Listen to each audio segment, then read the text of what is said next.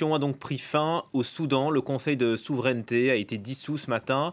Les militaires reprennent le pouvoir qu'ils partageaient alors avec les civils. Le général Al-Bourhan l'a annoncé ce matin après plusieurs heures d'incertitude. Écoutez. Nous avons décidé de décréter l'état d'urgence dans tout le pays et de dissoudre le gouvernement et le Conseil de souveraineté. Nous restons cependant attachés aux accords internationaux signés pendant le règne du gouvernement intérimaire et à la transition vers un État civil. Notre envoyé spécial Bastien Renouille est à Khartoum. Bonjour Bastien, le général Al-Bourhan met donc les points sur les i. C'est un coup d'État ? Bonjour, eh bien oui, c'est un coup d'État, bien qu'il se défende de toute violence, qu'il réaffirme la volonté de remettre en place un gouvernement civil après une élection qui devrait avoir lieu en juillet 2023. C'est un coup d'État véritablement puisque le Premier ministre Abdallah Hamdok et de nombreux membres de son gouvernement sont en état d'arrestation. On ne sait pas exactement où ils sont. Il semble que Abdallah Hamdok soit chez lui assigné à résidence.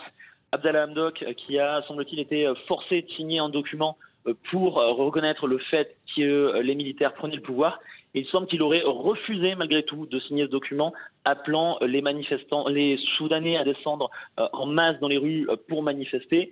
Et justement, eh bien, c'est un appel qui semble être plutôt entendu pour l'instant, puisqu'il semble qu'il y ait des milliers de personnes qui se soient regroupées devant le quartier général de l'armée ici à Khartoum pour dire que, eh bien, elles ne veulent pas de ce coup d'État militaire, qu'elles ne veulent pas d'un nouveau régime militaire, surtout après 29 ans de régime d'Omar el-Béchir, durant lequel l'armée avait le contrôle sur tout le pays.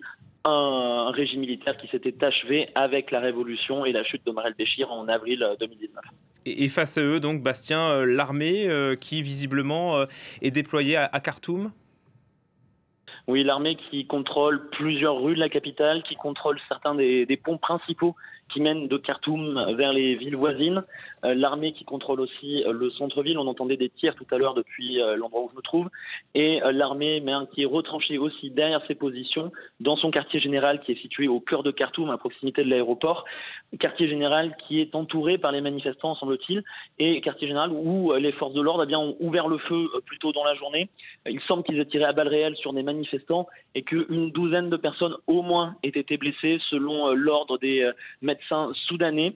L'armée qui aussi continue à encourager ses soutiens à manifester puisque il y a encore une heure, je voyais des bandes de jeunes armés en train de courir dans les rues du centre-ville et qui chantaient des slogans pro-militaires et qui se félicitaient d'avoir réussi à récupérer le pouvoir des mains des civils. Deux questions d'ordre pratique, Bastien. Est-ce que l'aéroport de Khartoum est encore ouvert et est-ce que Internet fonctionne ? Je vous réponds non aux deux questions. L'aéroport de Khartoum est fermé depuis ce matin. Il est impossible déjà de s'y rendre en réalité puisque la rue qui mène à l'aéroport est complètement occupée par les manifestants. Et ensuite, l'aéroport lui-même est fermé pour deux raisons. Tout d'abord, les militaires semblent avoir ordonné sa fermeture, mais en plus, l'association des professionnels soudanais qui étaient derrière les manifestations qui ont amené à la chute d'Omar el-Béchir en 2019, ont demandé une grève générale à la population et il semble que les salariés des administrations et de l'aéroport soient prêts à les écouter et à effectuer cette grève. Donc l'aéroport est fermé. Et pour ce qui est des moyens de télécommunication, il n'est possible de joindre des personnes dans le pays que si vous les appelez depuis l'étranger. C'est-à-dire que par exemple, je suis au téléphone avec vous en ce moment parce qu'on m'appelle depuis la France.